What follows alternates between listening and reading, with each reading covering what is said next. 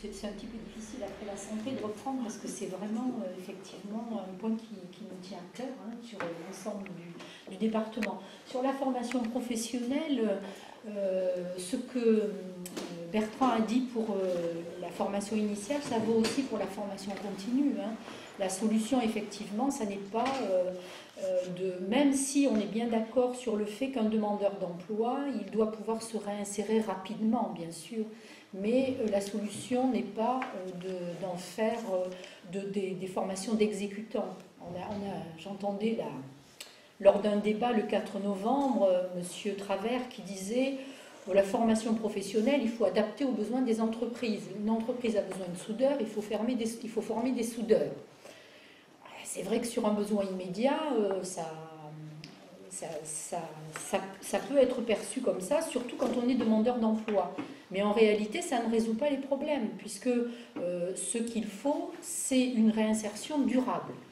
Et nous pensons que pour une réinsertion durable, déjà, tu as parlé tout à l'heure du développement industriel, du développement économique, la formation professionnelle, elle doit être pensée en même temps que cette réindustrialisation, ce développement économique.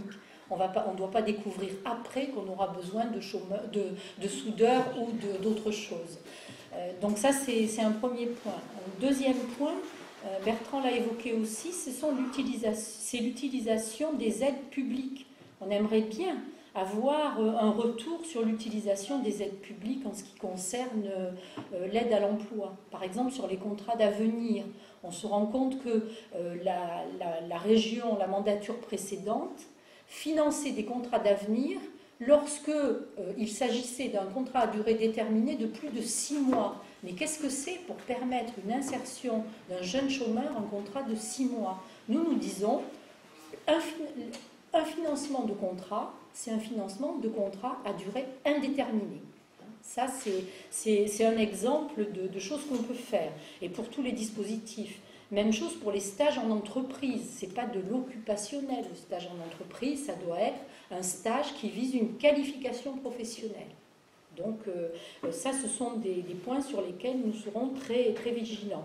De la même façon, nous donnerons également priorité dans la formation, que ce soit retour à l'emploi ou formation initiale. La priorité aux diplômes nationaux. Parce qu'un diplôme national, ça veut dire développement de compétences professionnelles, mais aussi développement personnel et culturel, comme tu le disais, mais ça veut dire aussi égalité sur le territoire, ça veut dire possibilité de mobilité pour les gens qui sont formés.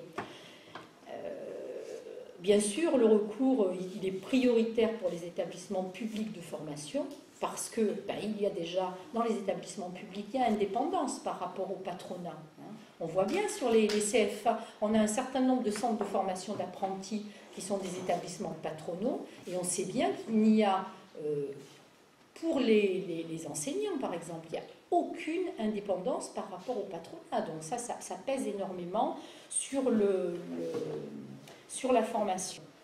Et bien sûr, ça a été dit pour d'autres points sur l'économie, il faut qu'il y ait une réelle concertation entre les organisations professionnelles et syndicales, les établissements de formation, que ce soit de formation continue ou de formation initiale, mais aussi les usagers, les parents, les familles, pour définir une réelle politique de formation qui prenne en compte toutes les spécificités des territoires de la future Normandie. Voilà ce que je voulais ajouter. Et puis je voudrais ajouter quelque chose à titre un peu personnel. Donc je suis militante associative, je suis présente sur cette liste, et je remarque, puisque je suis militante féministe, que c'est la seule liste où c'est une femme qui est tête de liste. Et ça, je suis très fière de la soutenir, cette liste-là.